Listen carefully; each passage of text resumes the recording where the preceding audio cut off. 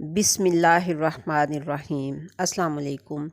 Let's do nature की जानिब से अपने किसी व्यूअर्स की फरमाइश पर मोरिंगा पिकल रेसिपी पेश खिदमत है।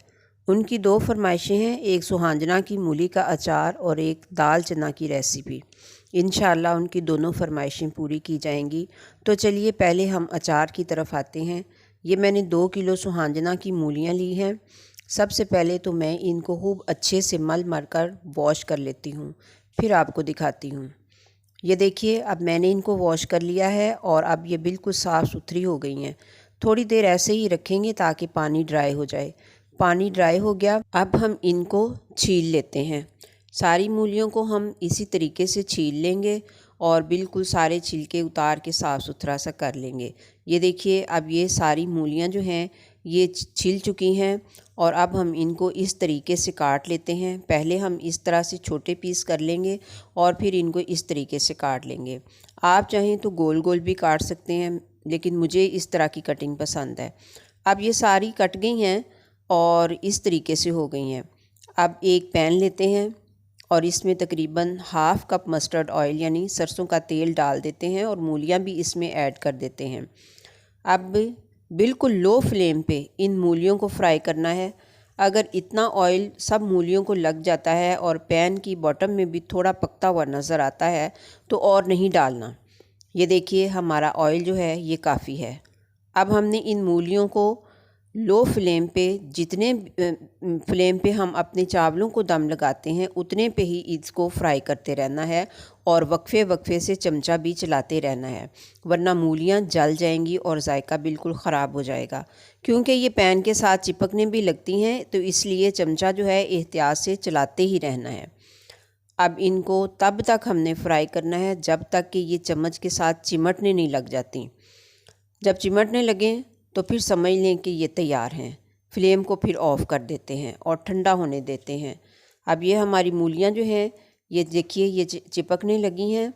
अब हमने भी फ्लेम को ऑफ़ कर दिया और अब हम इनको ठंडा करने के लिए रख देते हैं। मूलियाँ ठंडी हो गई। अब हम इनमें कुछ मसाले डाल देते हैं। ये कूटा हुआ धनिया, लाल मिर्च पिसी हुई, नमक, कुटी मिर्च, हल्दी और सौंफ, ये सब मैंने एक एक टेबल स्पून लिए हैं। इनमें कलवंजी और मेथरे मैं इस वक्त नहीं ले रही हूँ, इस वास्ते कि मेरे पास जिस बर्तन में मैंने अचार डालना है उसमें ऑलरेडी ये दोनों चीज़ें मौजूद हैं। लेकिन अगर आपके पास नहीं हैं तो आप इनमें ज़रूर शामिल कीजिएगा कलवंजी और मेथरे।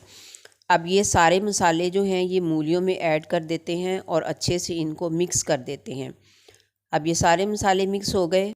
अब हम इसमें 3 टेबल स्पून के करीब विनेगर डाल देते हैं और फिर इसको खूब अच्छे से मिक्स कर लेते हैं। सारा विनेगर और सारे मसाले जो हैं वो खूब अच्छे तरीके से सारी मूलियों को लग जाने चाहिए।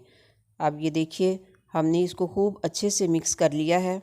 अब हम इसको रात भर के लिए ऐसे ही पड़ा रहने देंगे और इसको कवर कर देते हैं। ये मेरे पास इस वक्त रात का टाइम है, इसलिए रात भर के लिए मैं इसको ऐसे ही पड़ा रहने दूँगी। अब सुबह हो गई। अब ये मेरे पास पहले से तैयार शुदा अचार है।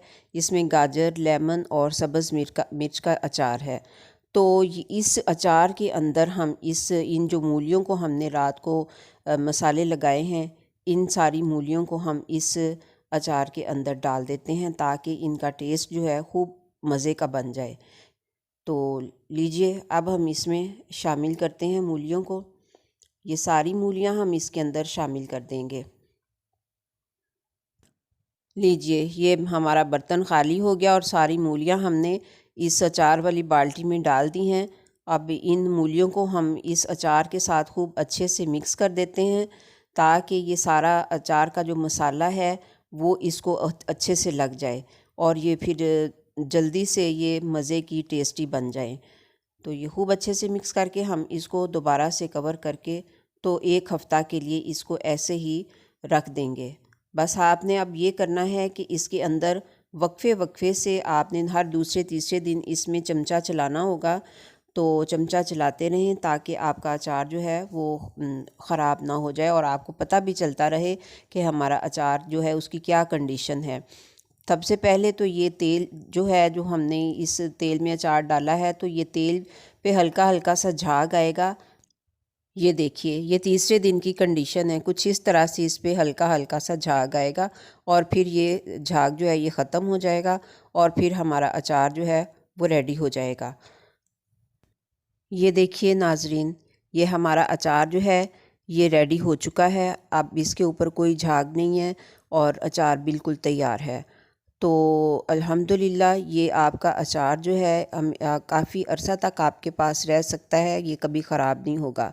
अगर आप इसको पानी वाला हाथ ना लगाएं, कोई गीला हाथ, कोई गीला चम्मच, कुछ भी आप इसको ना लगाएंगे, एहतियात करेंगे, तो आपके पास अचार जो है ये कई साल तक चलता है फिर। तो अब मैं आपको इस अचार के कुछ फ़ायदे भी बता देती हूँ। ये अचार जो है ये दर्द कमर, कॉलंज, जोड़ों के दर्द और री के अमराज के लिए बहुत ही ज़्यादा मुफीद है। खून को भी साफ़ करता है और बलगमी और सर्द मिजाज लोगों के लिए ये अचार बहुत ही मुफीद है। गर्म मिजाज के लोग जो हैं वो सुहांजना का इस्तेमाल ना करें। इसकी खासियत जो है ये अदरक से मिलती जुलती है। तो व्यूअर्स, उम्मीद करती हूँ कि आपको वीडियो अच्छी लगी होगी। अगर वीडियो अच्छी लगी है तो लाइक कर दीजिए, चैनल को सब्सक्राइब कर दीजिए। मिलते हैं फिर नेक्स्ट इंशाल्लाह।